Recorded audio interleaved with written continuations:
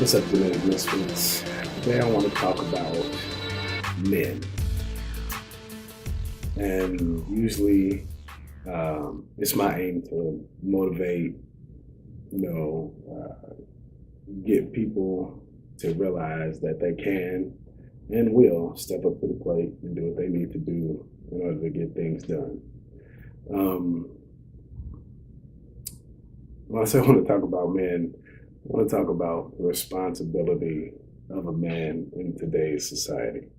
I see more and more frequently that we got a lot of men making excuses now, which my particular insight on excuses are exactly, absolutely not. It's an excuse. A reason is just an excuse with wings. And I'm sure everybody's done it. I do it. I make excuses. I give people reasons as to why I didn't achieve what I needed to achieve. But at the end of the day, that reason is an excuse. You ever talk to somebody and you hear them say to you, "Oh, I didn't get this done, but it was because of this." I would like everybody to practice this week. When you make a mistake, when you don't get something done, when you drop the ball on something, just don't give somebody a reason unless they absolutely ask for it. And you'll find that people really don't ask you for reasons. They don't ask you why you couldn't achieve something. That's just something that we offer up. That's just some chemical imbalance inside of our brain that we're trying to rationalize. So somebody will say, "Why didn't you get this paper done?" And you'll say, or they'll say, "Can you turn in your paper? Bring your paper up to the front." And you'll say, "I didn't get it done because I got sick, because of this, because of that." If you say, "I didn't get it done," be able to deal with the uncomfortableness of having to stand in front of that person after you say you didn't get it done and them look at you with the why face, but they know why. You just didn't do it. You had enough time to get done what you had to get done unless you were in the hospital. You do. You got enough time. You watch TV, you read a book, even if that's you did your hobby, which is fine. I'm not knocking the reason why you didn't get something done. I'm not knocking you giving people reasons as to why you didn't get something done that you committed to them. It's foolishness. And more often I see men, especially in their early 20s, early teens really, that's where it starts, making excuses for themselves, giving reasons, telling people. I had one guy, and of course I'm not going to use names, I had one guy tell me that he didn't make it to his job interview, because he got sick and he overslept. Now, we had to reach out to this guy in order to figure out what had happened to him. We didn't know what was going on.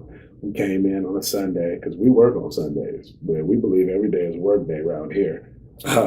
We came in on a Sunday, prepared to interview this guy to see what he had, see how he could help us, and more so how we could help him achieve what he needed to get done. 11 o'clock rolled around, he wasn't here. Called his buddy that referred him. His buddy says, "Let me try to get a hold of him." We get a text message from him, not a phone call, a text message. That's rude, saying that he wasn't going to make it because he got sick and overslept. Now, this is my thing. If you're coming to a job interview as a man, talking to the men on this one, as a man, and you know you have a job interview, why are you sleeping up until 10 a.m.? Let's just say that his alarm was set for 10 a.m. So you were going to wake up, hop straight in the shower, take a bath, put on your clothes, and then drive to a job interview without having focused or meditated or given any thought to what you're going to say, how you're going to respond to my questions, doing any research. You're just going to wing it, pretty much. So much so that, let's say, usually when people oversleep, they oversleep up until the time of 10 o'clock. We waited until 12:30 and then reached out to them. So that's an hour and a half. Usually when people oversleep, they don't oversleep by 3 to 4 hours. They'll sleep right up until when they're supposed to be somewhere. Your brain wakes you up, right? Oh, I'm supposed to be somewhere. Not this guy. Nope, not at all. He sleeps an hour and a half after the interview has started and then decides to reach out to us. Does anybody see something wrong with that?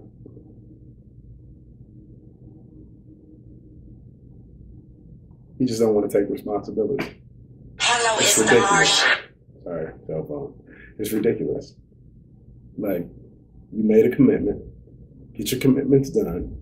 And if you don't get your commitments done, don't come to me and tell me your reason why you didn't get it done. I don't want to hear that. I want to hear when I'm going to get what you promised me. So this week, let's focus on not giving reasons and excuses. And if you are asked a reason, tell the truth. Be a man. This is David Coleman. Be well, be blessed, do something better today than what you did yesterday.